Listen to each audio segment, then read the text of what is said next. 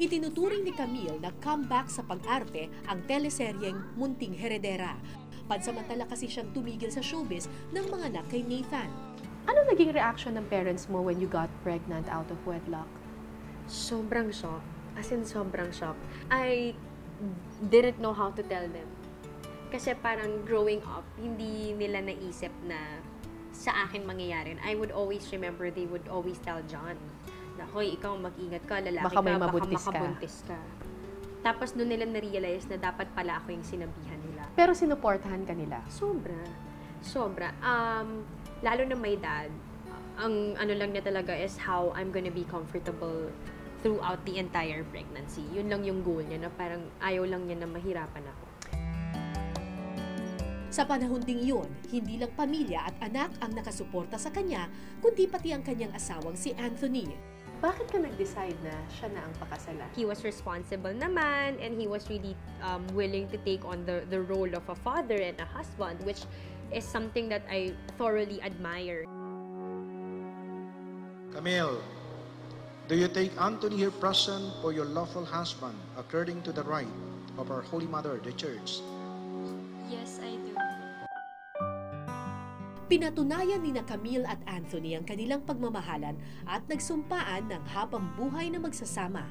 Pero sinubok sila ng panahon nang madiagnose si Anthony ng throat cancer.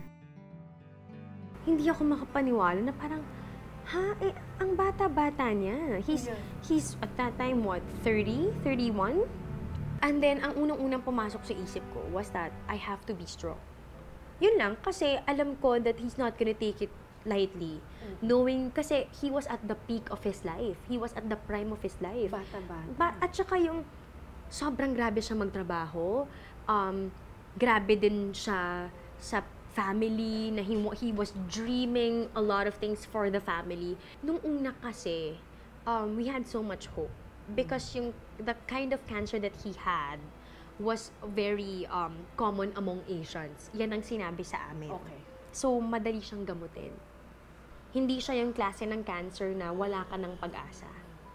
So, yun ang pinanghawakan namin.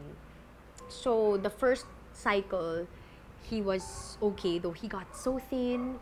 Kasi it was the throat na nare-radiation eh. So, talagang sunog na to. Wala nang ganang kumain and all those things.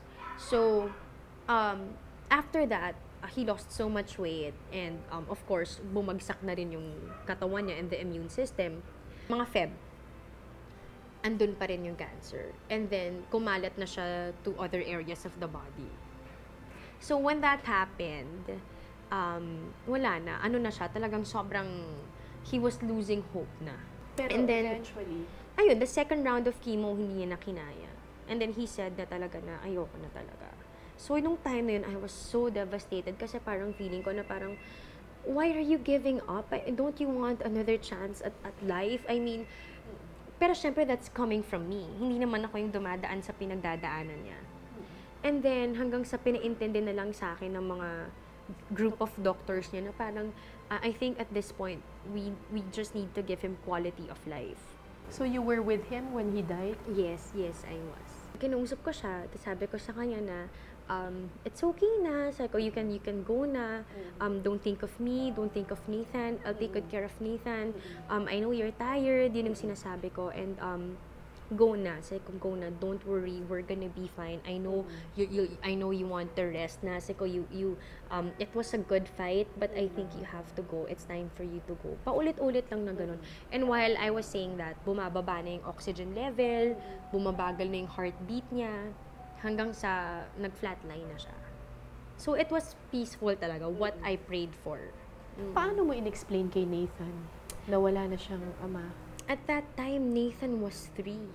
So, hindi pa niya naiintindihan. Ang alam lang niya, daddy was sick. Tapos, alam niya, daddy went to heaven. Okay. So, siguro if there was something na medyo na-spare ako, kasi ako I'm okay. Kumbaga, talagang Natanggap siguro mo sa na lahat eh. ng dasal, natanggap ko na yun na yung faith niya. Siguro he has served his purpose in this world. Siguro panahon niya na talaga to go. It's out of my control.